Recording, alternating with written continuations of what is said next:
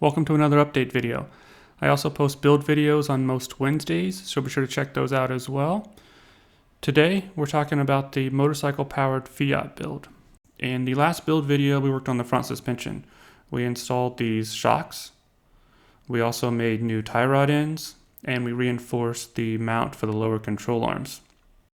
That came out really well, and the steering functions as it should. However, we do have a problem. The car has almost no suspension travel. These shocks are just way too stiff. I'm 200 pounds, and with me jumping in the front of the car, you can see that there's basically no movement on the suspension at all.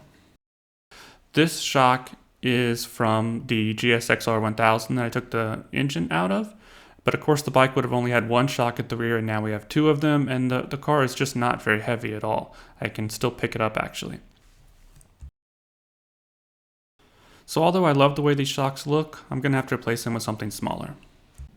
So I made some new brackets and I installed new shocks. These new shocks have a compression rate of about half of what the other shocks had. I found these on eBay. They say that they're good for small motorcycles and go-karts. I went ahead and painted the springs yellow to keep the same look. And as you can see, now we have suspension travel as we should.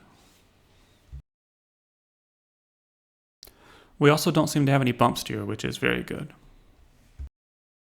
So things are looking really good up front, and the next build video is going to be on the rear suspension. As you can see, I've been cutting more of the body away. I've also already narrowed the Miata subframe. So now I'm working on how to attach the subframe to the car and still leave enough room for the motorcycle engine. That build video for the rear subframe will be out just as soon as possible.